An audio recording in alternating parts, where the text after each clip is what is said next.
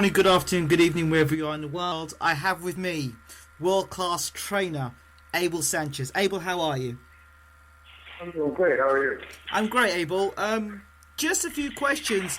Obviously, this is the fight we've been back and forth talking about for ages. How are you feeling about the fight against Lemieux? I still feel good. I still feel that we did what was necessary in the gym to get to this point and be ready to perform like he usually does. Okay. There's one question I do need to ask you. I've been watching Gennady of recent weeks, and it seems to me that the PR or the people around him want to make him out to be this very nice guy, he's a good guy, he's very affable. But what I saw of him at the face-off between him and Lemieux, there was a moment where he looked at Lemieux, and I could see through that and see, you know what? This guy has really got bad intentions. He enjoys beating people up. And then he talked about Curtis Stevens and how Curtis Stevens had wound him up and said some things that weren't very nice. And he actually systematically beat him up. What are your thoughts about this, Abel?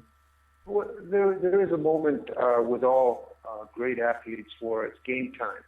And it's now game week and it's fight week and it's time to put on that persona. But when they were sitting in front of each other, that's his opponent. That's the guy that he's looking to decimate on the 17th. And if David is not ready, then the same thing that happened to Curtis and to Macklin and to all those guys will happen to him.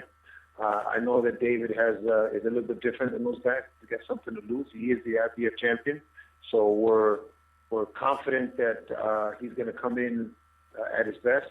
So it's going to be a test of wit at the beginning, but I think Gennady's intelligence and formal punch power will be the superior one in the fight. There's some things that are definitely key. Gennady's power, he's able to for distance and range, those things, and the ability to cut off a fighter in the ring. That's good against a guy who has no intentions of wanting to hit you back. You do know, obviously, that Lemieux is a big puncher. The questions that have been thrown against Lemieux is, well, his stamina isn't the greatest and his chin's not the greatest. How do you prepare your man not to think, oh, he's not got a great chin, you'll just hit him and he'll fall over, or after 3 or 4 rounds or 5 rounds he'll fade? How do you prepare your fighter that he doesn't fall into that trap? Well, no, we don't. We have no visions of him quitting or falling over after 3 or 4 rounds. I know that he's gonna be there for as long as Golovkin allows him to be there. But I think that persistent work from the beginning, whether it be with punches or pressure or just cutting off the ring and just making him feel like he's cornered, will tire him and will mentally drain all those intangibles that he thinks he has on his side, meaning that all those things, that positive things that he's thinking of right now, once Gennady starts putting on the pressure and cutting off the ring, like I said, and closing the availability for him to move away or to run, then I think it's a matter of time. David's going to try to fight back. I know that. David's going to try to do what he does best, and that is attack. But against a guy like Golovkin, that is exactly what Golovkin is looking for. He's looking for David to come at him and expose himself so that he can do his work. Is this fight with David Lemieux the biggest puncher on paper that Golovkin's met in his career so far? I think he's one of them. I think that Curtis Stevens was a decent puncher. So Lemieux and him, I think, are on a par as far as the big hitters. But in terms of intention, surely Lemieux comes with a more intent to take your head off. He's probably more Golovkin-like in terms of wanting to hurt you as opposed to Curtis Stevens. The mentality is what I'm talking about there. I think Lemieux... I sure hope so. But Stevens was that way too before the fight. Stevens had all the intentions of doing things that he talked about, but as Mike Tyson once said, once you get hit in the mouth, all plans go out the window. So all plans change. So hopefully David, once he gets hit with the first good shot, doesn't retreat back into a shell and not make it interesting for us to fight them. Wow. Is there anything you've done differently in this training camp that leading to this? No, actually, I'm the kind of coach that I believe that I have to prepare my guys to be 100% Golovkin and not worry about what anybody else does.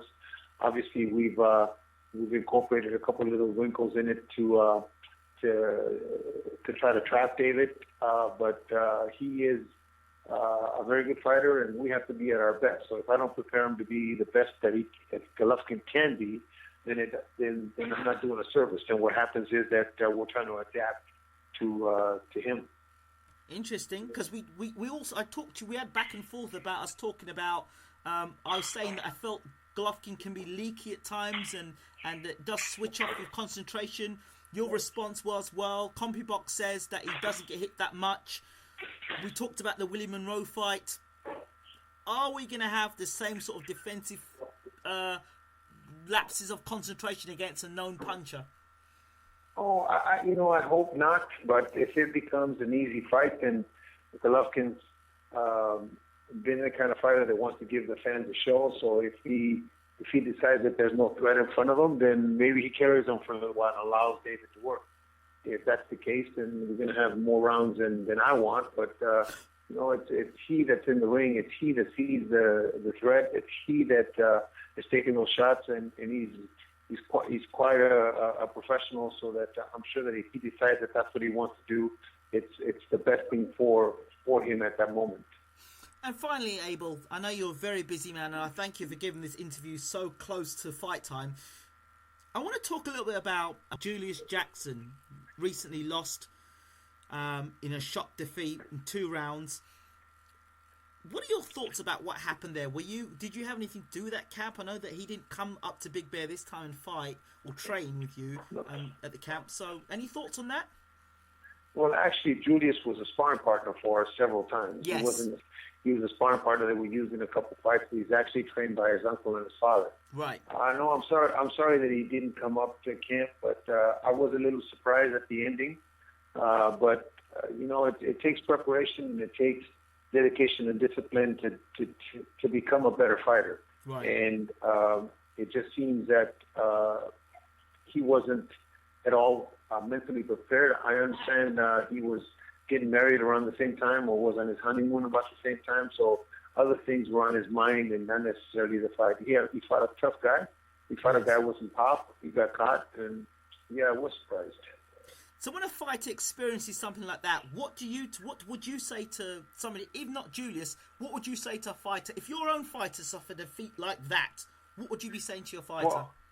Well, I think we have to go back and look at all the intangibles, as I said, about him in marriage and all the things that they did leading up to the fight. And what was the things that we thought were incorrect, and what were the things that were correct, and try to fix them.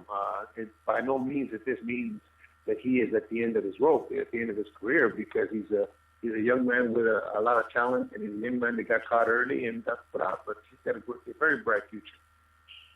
Great stuff. Abel Sanchez, thank you so much for talking to Bayloric TV. We really appreciate you and the time that you give Bayloric. Thank you very much for having me. I appreciate it. Take care, Abel. All the best. Bye-bye.